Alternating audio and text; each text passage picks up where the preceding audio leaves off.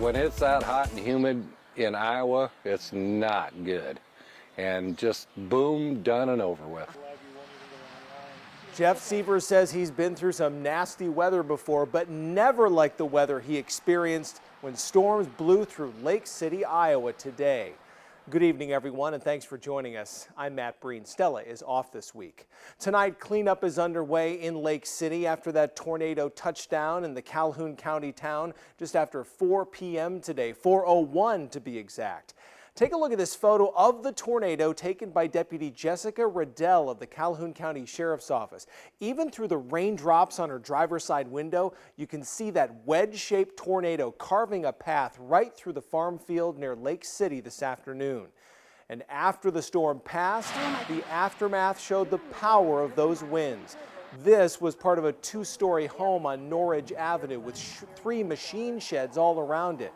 10 people were inside when the storm hit, 2 grandparents and 8 grandchildren. Thankfully, we're happy to report no one was hurt. Elsewhere, though, trees were toppled, even a semi blown over by the strong winds of that tornado. The twister then moved east, touching down a half-mile outside of Lake City, damaging farms. One farm hit by the tornado belonged to Jeff and Lori Sievers. Lost the barn, lost part of the shed, lost a lot of trees, but we didn't get hurt, and that's all that matters. Everything else can be replaced. Sievers says there were 20 animals inside the barn when the tornado hit. Sievers says some were trapped. Thankfully, all were eventually rescued and relocated. And the chickens are trying to figure out what's going on with the chicken house. And the cats, well, I guess they'll figure it out also.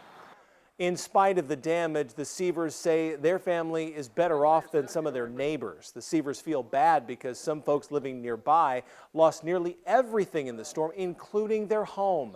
But the Sievers say the storm has reinforced their sense of community. They even noted that people have stopped by their home to make sure everything is okay. Tornadoes also touched down in central and eastern Iowa tonight. Shalimar Santos sent us this video of a tornado touching down on the south side of Waverly, Iowa tonight. You look closely, you can actually see the debris being kicked up by the twister as it moves through that field. At cornfield, right across the street from a very busy shopping area, Santos was with her husband and son who'd left their apartment, which doesn't have a basement. They went in search of a better place to shelter. Siouxland saw 2 rounds of storms this morning and again this afternoon, and tonight it certainly seems like things are quieting down, so we have to ask Storm Team 4 Chief Meteorologist Ron DeMars.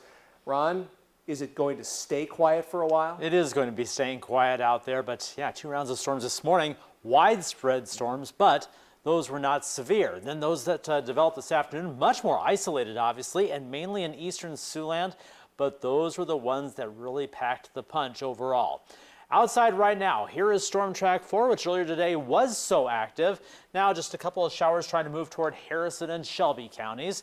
And yes, there are still storms going on in central and eastern Iowa at this time. If you look closely, even 1 tornado warning still going on until 10:15 there in the eastern part of the Hawkeye State. Look at all these tornado and funnel reports that you see in red. And then, of course, here we are on the eastern side of Siouxland. We've already talked about the Lake City tornado that hit at 4:01 p.m. to be exact.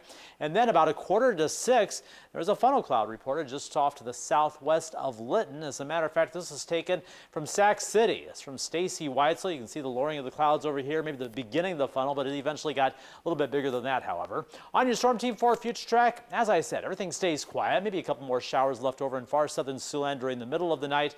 Otherwise, maybe some areas of fog tonight. Will we stay quiet? I'll have that for you coming up in just a little bit. All right, look forward to that full forecast, Ron. Thank you.